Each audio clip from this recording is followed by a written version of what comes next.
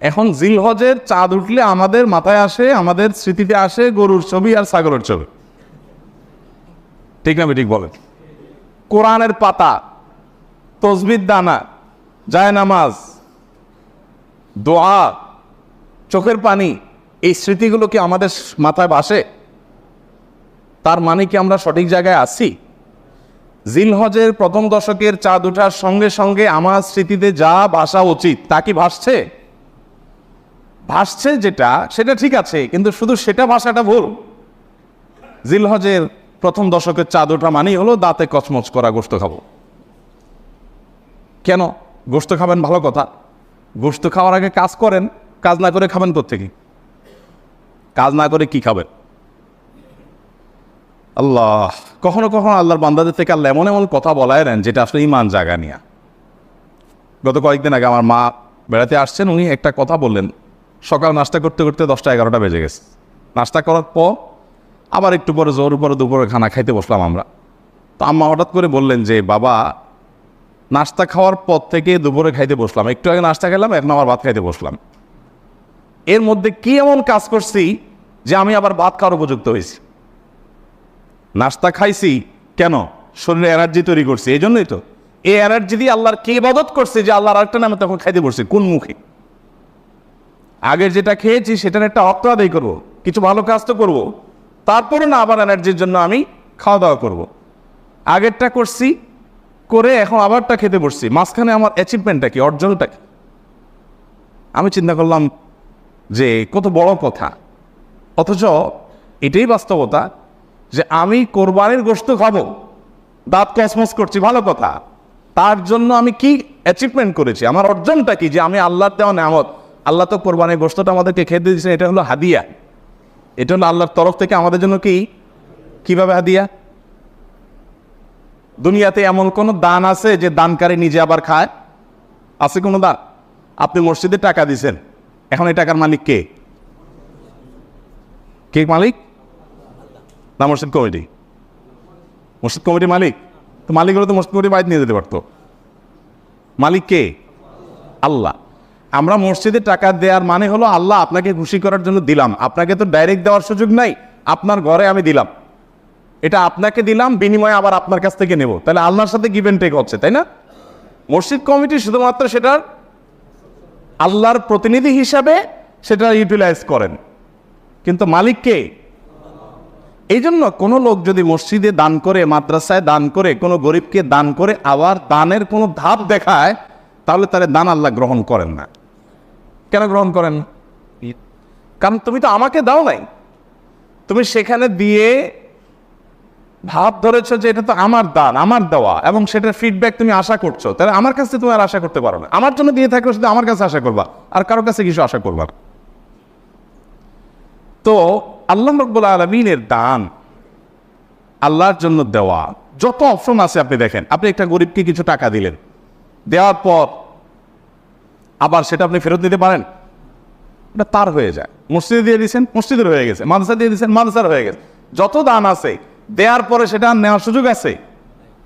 একটা দান শুধু আছে, একটা দান, সেটা হলো কোরবানি। যে দান করার সময় আপনি বলছেন বিসমিল্লাহ, আল্লাহু আকবার, আল্লাহুম্মা মিনকা ওয়া লাক, আল্লাহ এই পশু আপনার থেকেই পাইছি, আবার আপনার উদ্দেশ্যে এটা আমি জবাই করে দিছি, এর কোনো কিছু আমার আশা নাই, আমি আপনার উদ্দেশ্যে দিয়ে দিছি। এটা আমি নিজের বাসায় গোশত কিনতে হয় সেজন্য জবাই করি নাই, আমি আপনার নির্দেশ পালনার্থে জবাই করেছি। তাহলে এই গোশতগুলো মূলত আমাদের কাছে আর ফিরে আসার কথা? এটা তো সব আল্লাহর পক্ষ থেকে গরিবদেরকে দান করার কথা, তাই না? কিন্তু না, আল্লাহ কোরআনে বলছেন ফাকুলু মিনহা, কোরবানির গোশত থেকে তোমরাও খাও, তোমরাও খাও। আর ওয়াতআমুল কানিআ ওয়াল মু'তার, যাদের আছে আত্মীয় স্বজন তাদেরকেও দাও, প্রতিবেশীদেরকেও দাও, আবার অভাবী মানুষদেরকেও দাও। তাহলে কি দাঁড়ালো? কোরবানির যে গোশতটা আমি জবাই করার সাথে সাথে এটা আল্লাহর জন্য করে দিয়েছি, বাট আল্লাহ বলছে বান্দা ওকে আমি পাইছি, এখন তোমাকে আবার একটু খেতে দিলাম। তাহলে দানের জিনিসটা আবার আমি পাচ্ছি, এটা আল্লাহর দান না? তো আল্লাহর দানটা পাওয়ার জন্য কি উপযুক্ততা তৈরি করছেন আপনি? আমাদের এই প্রশ্ন বিবেকে জাগা উচিত যে আমি কি উপযুক্ত তৈরি করেছি। এই জিলহজের প্রথম 10টি দিন ইবাদত বন্দিগি করার মাধ্যমে আল্লাহর সেই উপঢৌকন পাওয়ার উপযুক্ততা আমার মধ্যে তৈরি হবে। আমি শুধুমাত্র পানি চেঁচার সময় নাই, মাছ ধরার সময় হাজির হয়ে গেলাম। 10 দিন ইবাদত বন্দী কোনো খবর নাই, ঈদের সময় দাঁত কসকস করে গোশত খাইতে বসে গেলাম, এটা তো হতে পারে না। দেখেন, ইসলামের সৌন্দর্যের একটা দিক হলো এটি যে আপনি রমাদান জুড়ে ইবাদত করবেন, সারা রমাদান জুড়ে পরিশ্রম করবেন, এরপর আল্লাহ তাআলা বলবেন, বান্দা জান্নাতের আনন্দ তো পরে, নগদ তোমাকে একটা ঈদ দিলাম, আনন্দ করো। বলেন, ঈদের আনন্দের যে নির্মলতা, ঈদের আনন্দের যে আপনার অনুভূতি, এই অনুভবটা অন্য কোনো আনন্দে পাওয়া যায়? পাওয়া যায়।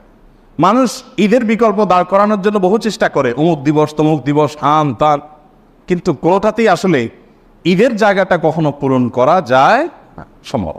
আল্লাহ তাআলা নিজে বান্দাকে অলৌকিক এক আনন্দ দেন, লৌকিক কোনো আনন্দ না।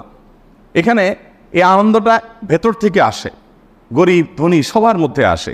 তো এটা যে দিচ্ছেন আল্লাহ তাআলা, তার জন্য আগে একটা ইবাদতের মৌসুম রেখেছেন।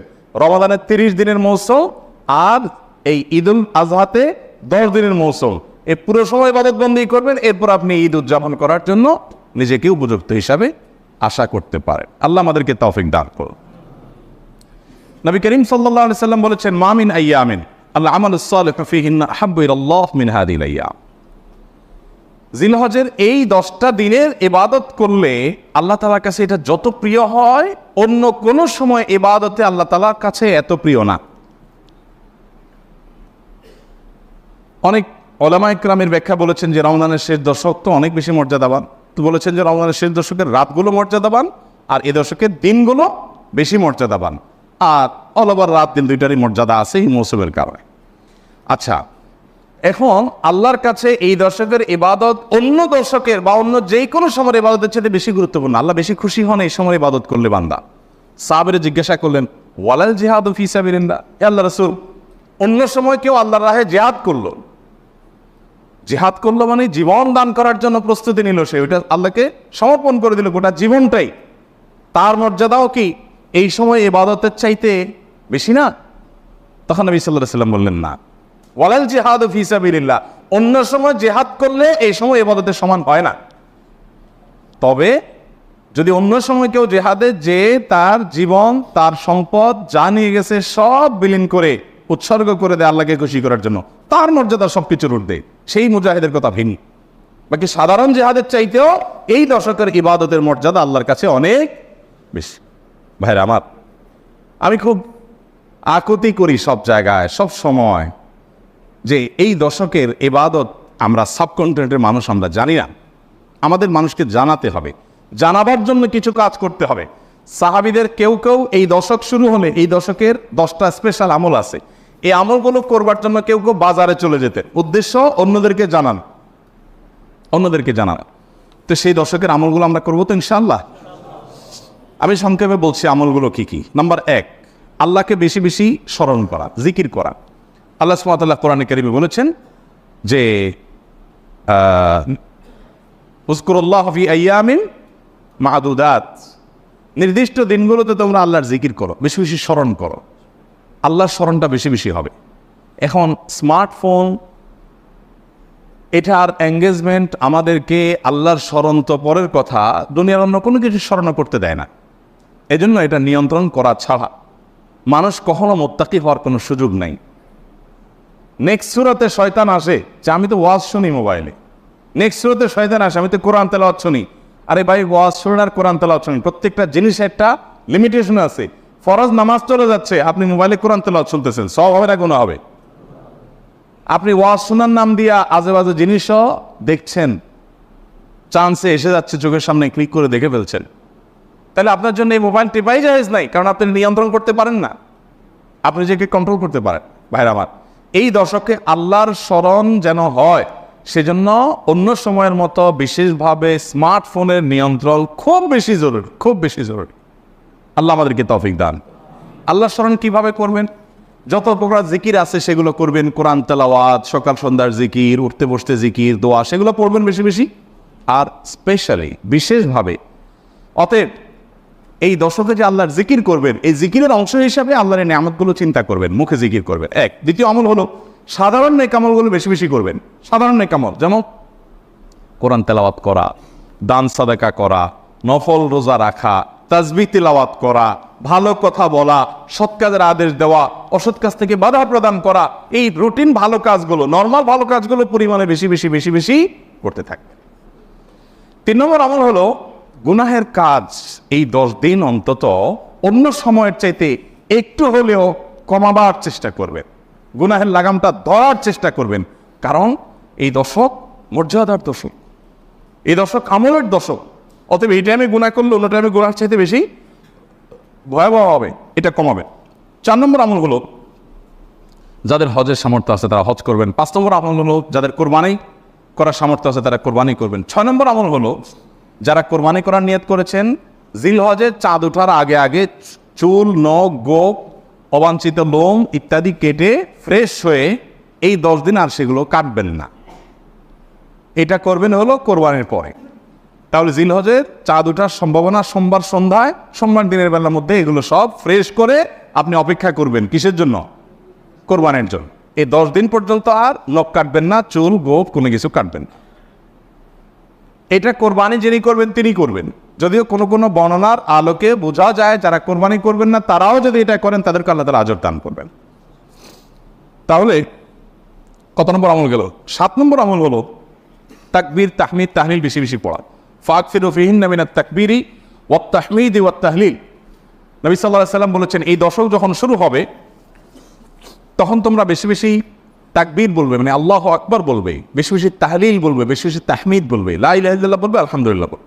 এই জন্য এই 10 দিন পুরো সময় জুড়ে এটা করবেন।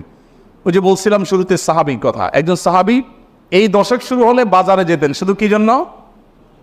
এই আমলটা করার জন্য। বাজারে যে সবাই বাজারে কেনাকাটায় ব্যস্ত, উনি যে উচ্চস্বরে বলতেন আল্লাহু আকবার, আল্লাহু আকবার, লা ইলাহা ইল্লাল্লাহ, আল্লাহু আকবার, আল্লাহু আকবার, ওয়া লিল্লাহিল হামদ। এর উনি বাজারে গিয়ে বলতেন। উদ্দেশ্য কি? অন্যদের যত স্মরণ। এখন আপনি মোবাইলেতে কয়েকটা দোকান আছে অথবা চিটাগাঙ্গে বাজার আছে, আপনি বাজারে যায়া সবাই কেনাকাটা খুব সিরিয়াস মুডে আছে, আপনি যাই যদি সেখানে জোরে জোরে বলেন আল্লাহু আকবার, আল্লাহু আকবার, লা ইলাহা ইল্লাল্লাহ, আল্লাহু আকবার, আল্লাহু আকবার, ওয়া লিল্লাহিল হামদ, কি হবে দৃশ্যটা বলেন তো?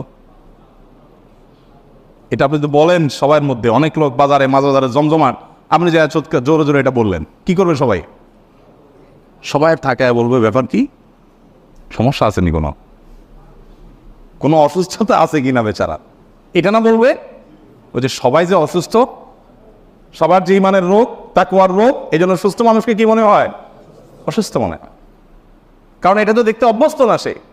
আমি এই জন্য বলি ভাই, এই সুন্নতটা ওই সাহাবীর সুন্নাত জিন্দার নিয়তে একটু দোকানে যায়, যা সবাই চা খাচ্ছে একটু একটু চিৎকার করে বলার দরকার, একটু জোরে বলেন যা তারা শুনে।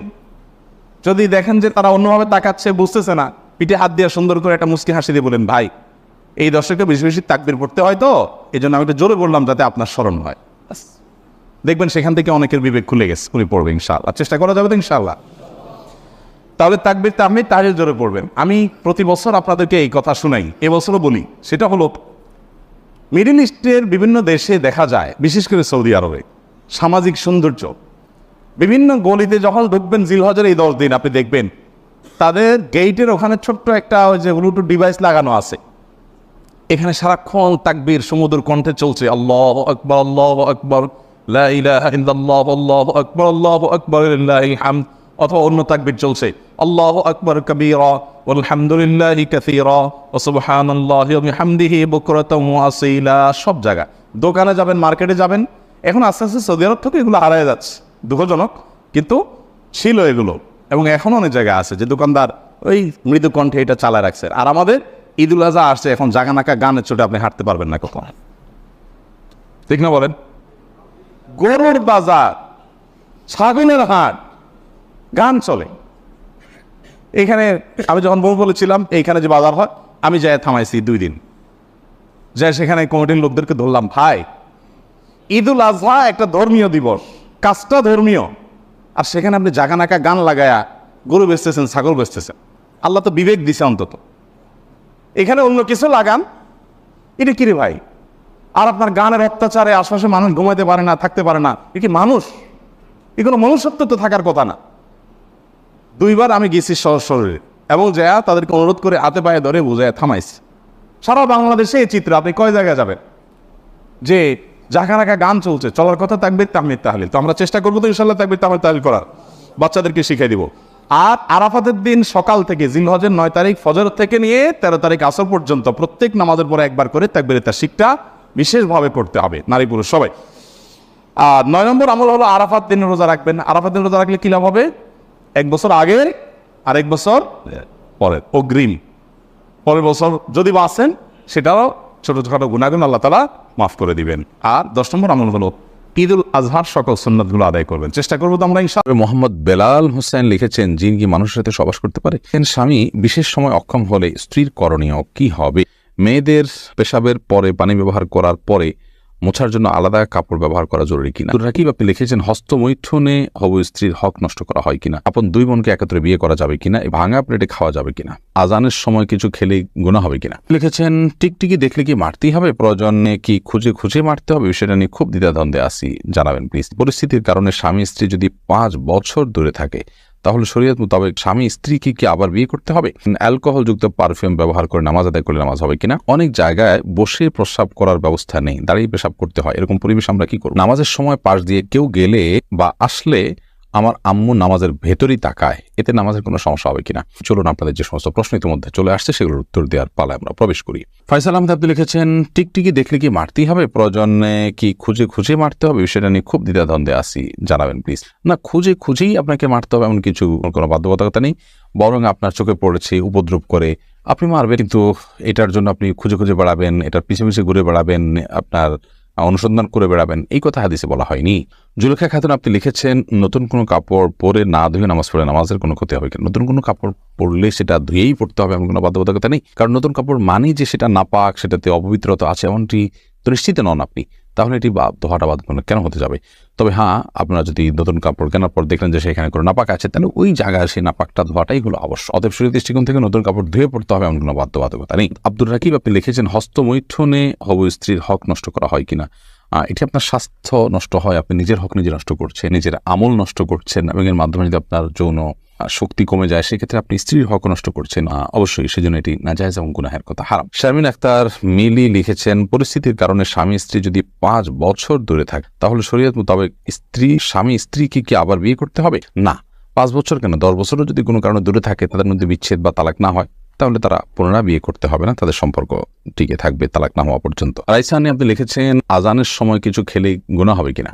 আজানের সময় কোনো কিছু খেলে কোনো গুনাহ হবে না। আমরা অনেকে মনে করি আজানের সময় কিছু খাওয়া পান করা যাবে না, এটা করা যাবে না, ওটা করা যাবে না। আপনি যে কোনো কাজ করতে পারেন, টয়লেটে থাকলে আপনি টয়লেটে কাজও সারতে পারেন। তবে আপনি যখন টয়লেটে নাই, পবিত্র জায়গায় আছেন বা স্বাভাবিক অবস্থা আছেন, তখন আপনি আজান শুনলে আজানের জবাব দেওয়ার চেষ্টা করবেন, এটা হলো মূল কথা। খেতে গেলে খাওয়ার ফাঁকে ফাঁকে আপনি আজানের দেওয়ার চেষ্টা করবেন, কিন্তু আজান হলে কিছু খেতে পারবেন না এমন কোনো কথা নেই। এখানে বিষয় হলো জবাব দেওয়ার চেষ্টা করবেন যদি আপনি পবিত্র জায়গায় থাকেন। নূর কদর এআইডি থেকে লিখেছেন, স্বামী সিগারেট খেলে ওয়াইফের করণীয় কি? ওয়াইফে তাকে বোঝাবেন, যথাসম্ভব নিজে না পারলে অন্য কাউকে দিয়ে বোঝাবেন, আল্লাহর কাছে দোয়া করবেন, তারপর তিনি যদি ফিরে না আসেন একান্ত তার গুনাহ হবে, ওয়াইফ অন্তত দায়মুক্ত হলেন। রোহান আপনি এর দিকে লিখেছেন, শীতের দিনে টাকনুর নিচে কাপড় পরা যাবে কিনা? সর্বাবস্থায় টাকনুর নিচে কাপড় পরা হারাম, বিশেষ করে জামা, জুব্বা, চাদর এবং এই জাতীয় যেগুলো উপর থেকে মানুষ নিচের দিকে যায় আর কি, আর যেগুলো নিচের দিক থেকে উপরের দিকে থাকে এবং নিচ থাকেই টাকনুর নিচে, যেমন মোজা, তারপর এমন কোনো জামা যেটা মোজার সাথে জামার সাথে অ্যাটাচড, আলাদা করে খোলার কিছু নেই, সেগুলো কথা ভিন্ন সব। বাকি শীতের অজুহাতে টাকনুর নিচে পোশাক পরা যায় না, প্রয়োজন মোজা পরিধান করবেন। আরিফ রহমান আপনি লিখেছেন, আপন 2 বোনকে একত্রে বিয়ে করা যাবে কিনা? এই বিষয়ে ইসলামিক বিধানকে সম্পূর্ণ হারাম। আপন 2 বোনকে একসাথে বিয়ে করা যাবে না, এমনকি পৃথক করে বিয়ে করা যাবে না। এক বোন স্ত্রী থাকার সময় অন্য বোনকে বিয়ে করা যাবে না, অর্থাৎ এট এ টাইম 2 জন বোন কারোর স্ত্রী হতে পারেন না, এটি হারাম। শুধু এটি নয়, এমন 2 জন নারীকে একসাথে স্ত্রী হিসেবে রাখা যাবে না যেই 2 জন নারীর একজন পুরুষ হলে আরেকজনের সাথে তাদের নিজেদের বিয়ে জায়েজ হতো না, এরকম সম্পর্কের 2 জন নারীকে একসাথে স্ত্রী হিসাবে রাখা জায়েজ নয়। হ্যাঁ, একজনকে বিয়ে করেছেন, তার সাথে বিচ্ছেদ হলো বা তিনি মারা গেলেন, তারপর অন্যজনকে বিয়ে করেছেন, তারপর সেটি জায়েজ আছে। বিলকিস বেগম আপনি লিখেছেন, মেয়েদের পেশাবের পরে পানি ব্যবহার করার পরে মোছার জন্য আলাদা কাপড় ব্যবহার করা জরুরি কিনা? না, আলাদা কাপড় ব্যবহার করা জরুরি না। পানি ব্যবহার করার পরে যদি নাপাক দূর হয়ে গেছে মনে হয় তাহলে সেটি যথেষ্ট, আলাদা করে কাপড় ব্যবহার করার প্রয়োজন নেই। আশফাকুর রহমান আপনি লিখেছেন, স্মৃতিশক্তি কিভাবে বাড়ানো যায়? আমার তেমন কিছুই মনে থাকে না, একদিকে পড়ি অন্যদিকে ভুলে যাই। আল্লাহ মাফ করুন, যদি এই পরিস্থিতি হয় তাহলে সেক্ষেত্রে প্রথমত গুনাহ এবং অপরাধ এবং পাপের কাজগুলো আপনার পরিহার করে চলা উচিত, বিশেষভাবে যত্ন সহকারে। সেই সাথে আল্লাহ তাআলার কাছে দোয়া করা উচিত স্মৃতিশক্তি বাড়ানোর জন্য। শেখ রোকনুজ্জামান লিখেছেন, অনেক জায়গায় বসে প্রস্রাব করার ব্যবস্থা নেই, দাঁড়িয়ে পেশাব করতে হয়। এরকম পরিবেশ আমরা কি করব? যদি কোনো প্রকার ব্যবস্থা না থাকে এবং দাঁড়িয়ে পেশাব করা ছাড়া নিরুপায় থাকেন, তাহলে আপনি অবশ্যই দাঁড়িয়ে পেশাব সেখানে করতে পারেন, যেহেতু আপনি নিরুপায়। কিন্তু নিয়মিত অভ্যাস বানানো সঠিক নয়, কারণ নবী করিম সাল্লাল্লাহু আলাইহি ওয়াসাল্লাম বসেই সবসময় পেশাব করতেন। তবে বিশেষ একবার তিনি দাঁড়িয়ে পেশাব করেছেন এবং সেটি কারণ ছিল এমন একটা জায়গায় তিনি গেছেন যেখানে ময়লা আবর্জনা চতুর্দিকে ফেলেছে মানুষ এবং সেখানে বসার মতো কোনো জায়গা ছিল না, সেজন্য তিনি সেখানে দাঁড়িয়ে পেশাব করেছেন। তন্নি আইডি থেকে আপনি লিখেছেন, নামাজের সময় পাশ দিয়ে কেউ গেলে বা আসলে আমার আম্মু নামাজের ভেতরেই তাকায়, এতে নামাজের কোনো সমস্যা হবে কিনা? না, অবশ্যই তার দিকে তাকানো উচিত নয়, কারণ সালাতরত অবস্থায় কেউ যাচ্ছে তার দিকে আপনি তাকানোটা আপনার সালাতের যে খুশু এবং ক্ষুদ্র তার বরখেলাফ হয়। বাট যেটি করা উচিত সেটি হলো নবী আলাইহিস সালাম বলেছেন, তোমার সালাতের সামনে যদি কেউ যায় তাহলে সেক্ষেত্রে তাকে বাধা দাও। কোনো কোনো বর্ণনা আছে তাকে তার সাথে লড়াই লিপ্ত হয়, কারণ সে শয়তান, কারণ সে তোমার মনোযোগকে নষ্ট করছে, তোমার সালাতের এরিয়ার মধ্যে এসে তোমার দৃষ্টিকে আকর্ষণ করে ফেলছে এবং মনোযোগে ব্যাঘাত সৃষ্টি করছে। এই জন্য তাকে বাধা দিতে বলা হয়েছে। এই বাধার অংশ হিসাবে এরকম হাত দিয়ে তাকে ইশারা দিয়ে দেওয়া যেতে পারে যদি সে টের না পায়। এর বাইরে তার দিকে তাকিয়ে থাকলে তো কোনো লাভ নাই, বিধায় তাকিয়ে নিজের সালাতের মনোযোগ নষ্ট করার তো কোনো যৌক্তিকতা নেই, বিধায় আপনার আম্মাকে বলতে হবে এই কাজটি করা যাবে না। এবার মিনহাজউদ্দিন লিখেছেন, অ্যালকোহলযুক্ত পারফিউম ব্যবহার করে নামাজ আদায় করলে নামাজ হবে কিনা? জায়েজ হয়ে যাবে, বিশেষ করে যে অ্যালকোহল আমরা ব্যবহার করি, এখানে যে পারফিউম ব্যবহার করি এটা যে অ্যালকোহল থাকে এটা কেমিক্যাল, এটা খাবার মানে যেটা পানীয় অ্যালকোহল মদ সেটা না, এটা কেমিক্যাল মাত্র। তারপরেও সালাতের কিছুটা আগে ব্যবহার করলে বাষ্প হয়ে অ্যালকোহলটা উড়ে যাবে, তারপর সালাতে করবেন, সেটা সবচেয়ে সেফ এবং নিরাপদ। ইচ্ছে ডানা এআইডি থেকে আপনি লিখেছেন, স্বামী বিশেষ সময় অক্ষম হলে স্ত্রীর করণীয় কি হবে? স্বামী যদি অক্ষম হয় পুরোপুরি এবং স্ত্রী যদি তার যে চাহিদা আছে এটি পূরণ না হওয়ার কারণে তিনি গুনাহে এবং পাপে লিপ্ত হয়ে যেতে পারেন এমন আশঙ্কা তৈরি হয়, তাহলে সেক্ষেত্রে অবশ্যই সে স্বামী থেকে তিনি বিচ্ছেদ নেবেন। যদি সেটা চিকিৎসার অযোগ্য হয়, চিকিৎসার যোগ্য হলে সেটার জন্য অবশ্যই তিনি সময় দিবেন, সুযোগ দিবেন, চেষ্টা করবেন নিজে। যদি তারপরও কোনো উপায় না থাকে এবং চিকিৎসার অযোগ্য হয়, তাহলে সেক্ষেত্রে তিনি সেখান থেকে বিচ্ছেদ নিয়ে অবশ্যই অন্যত্র বিয়ের উদ্যোগ গ্রহণ করতে পারেন, শরিয়া সেই অধিকার তাকে দিয়েছে। এরপরে মোহাম্মদ বেলাল হোসেন লিখেছেন, জিন কি মানুষের সাথে সবাস করতে পারে? জিন মানুষের স্ত্রী মিলনে মানুষের সাথে সামিল হতে পারে বলে বিভিন্ন বর্ণনা থেকে বোঝা যায়। বিশেষ করে যখন বিসমিল্লাহ কেউ পাঠ না করে তখন জিন সেখানে সামিল হয়, খুব ভয়াবহ কথা অবশ্য। তো এই জন্য মুসলমান সব ক্ষেত্রেই, শুধু এটি নয়, আপনার খাওয়া দাওয়াতে জিন সামিল হতে পারে, ঘুমের সময়, বাসা প্রবেশের সময় তার সাথে প্রবেশ করতে পারে। তো এই জন্য বাসা প্রবেশের সময়, খাওয়ার পান করার সময় এবং স্ত্রী মিলনের সময় সমগ্রতে বিসমিল্লাহ বলতে হয়। বিসমিল্লাহ বললে শয়তান আর সেখানে অংশগ্রহণের কোনো সুযোগ পায় না। মেহেদী হাসান মিনহাজ আপনি লিখেছেন, শীতকাল যখন আমরা ওয়াশরুমে মলমূত্র ত্যাগ করি তখন দেখা গেছে ওই মলমূত্রের থেকে জলীয় বাষ্প উপরে ওঠে এবং আমাদের গায়ে লাগে, এক্ষেত্রে করণীয় কি? দরকারি প্রশ্ন। এগুলো গায়ে লাগলে কোনো অসুবিধা নেই, কারণ এটি আপনার শরীর বা কাপড় কোনো কিছুতে মিশে থাকে না এবং শরীর বা কাপড়ে এমনভাবে মিশে না যেটার ফলে এটা নাপাক হয়ে যায় এবং এ নাপাকের দুর্গন্ধ ইত্যাদি আছে, আলামত আছে, এমন কিছু নয়, বিধায় এটি লাগলেও কোনো অসুবিধা হবে না। শিমুল আক্তার সুমি আপনি লিখেছেন, আমার ছোট 2টা মেয়ে আছে, ওরা যাতে ভয় না পায় এজন্য আমি টয়লেটের দরজা খুলে সব কাজ করি, এদিকে আমার কোনো গুনাহ হবে? আপনি টয়লেটে কাজ করেন, এদিকে না দরজা খোলা না রাখলে তারা ভয় পাবে, তাহলে সেটা আপনি করতে পারেন, কোনো অসুবিধা নেই। ইভেন কোনো ওজোর ছাড়াও যদি আপনি দরজা খোলা রেখে কাজ করেন তাতে গুনাহ হবে, বাট সেরকম না। কিন্তু এটি বিশেষ করে টয়লেটে যখন ঢুকবেন তখন বিসমিল্লাহ পড়ে ঢুকা, বের হওয়া যখন সময় বিসমিল্লাহ পড়ে বের হওয়া, দোয়া পড়ে বের হওয়া, এটি সুন্নাহ সম্মত। যদি না করেন তাহলে সেক্ষেত্রে শয়তান আপনার সাথে সামিল হয়ে যাবে। কিন্তু দরজা খোলা রাখলেই যে শয়তান প্রবেশ করে ফেলবে এমন নয়, তবে দরজা লাগিয়ে রাখা উচিত সচরাচর দুষ্ট জিনের কবল থেকে বাঁচার জন্য। বাচ্চারা কান্নাকাটি করে, সে ওজোর থেকে তো খোলা রাখতেই পারবেন। আফরোজা খাতুন আদরি লিখেছেন, একজন তালাকপ্রাপ্তা নারী বিবাহ না করে বাকি জীবন কিভাবে পরিচালনা করা উচিত? তালাকপ্রাপ্তা নারী তিনি যদি বিবাহ না করলে তার কোনো পাপে লিপ্ত হওয়ার আশঙ্কা তৈরি না হয়, ধরুন অনেক বয়স হয়ে গেছে বা তার শরীরে সেরকম কোনো যৌন আকাঙ্ক্ষা তৈরি হয় না, তাহলে সেক্ষেত্রে তিনি বাকি জীবন বাবার বাড়িতে বা কোনো জায়গায় কাটাতে পারেন। তিনি নিজে উপার্জনের কোনো হালাল ওয়ে থাকলে পর্দার সাথে সেটি তিনি করতে পারেন এবং জিকির আজকার মাধ্যমে তিনি বাকি জীবন কাটাতে পারেন। কিন্তু বিবাহ করে যদি তিনি কাটান সেটা তার জন্য উত্তম, কারণ নবী রাসূলুল্লাহ সাল্লাল্লাহু আলাইহি ওয়াসাল্লাম বিবাহিত ছিলেন এবং ফিতনা থেকে বাঁচার জন্য এটি অনেক সময় প্রয়োজন হয়। আর যদি ফিতনা পতিত আশঙ্কা থাকে কোনো রকম, তাহলে সেক্ষেত্রে একাকী তার জন্য থাকা জায়েজ নয়। রাসেল ভূঁইয়া আপনি লিখেছেন, কোনো বাচ্চার বিছানায় প্রসব করলে বিছানার চাদর ওয়াশ করা যায়, কিন্তু জাজিম বা তোষকে পেশাব করলে ধোয়া যায় না, এক্ষেত্রে করণীয় কি? যেই সব দ্রব্য, যে সমস্ত জিনিসপত্র, আসবাব ইত্যাদি, এগুলোতে পেশাব লাগার পর সেটা পরিষ্কার করার কোনো বই না, সেটা রোদ ইত্যাদি দিয়ে ওটা আলামত দূর করে ফেলতে হবে। এত বেশি রোদ দিতে হবে, এত বেশি আপনার সেটার দুর্গন্ধ দূরের উদ্যোগ করতে হবে যে সেটাতে নাপাকের কোনো আলামত বা নামলেশ নেই। তো এর মাধ্যমে সেটি পাক হয়ে যাবে। বিশেষ করে ফ্লোর, ওয়াল, গাছ, এই টাইপের অনেক কিছুই আছে যেগুলোকে ওইভাবে আসলে ধোয়া সম্ভব হয় না। তো সেগুলোতে নাপাকের আলামত যেটি আছে সেটি দূর হয়ে গেলেই সেটি ব্যবহার করা যাবে।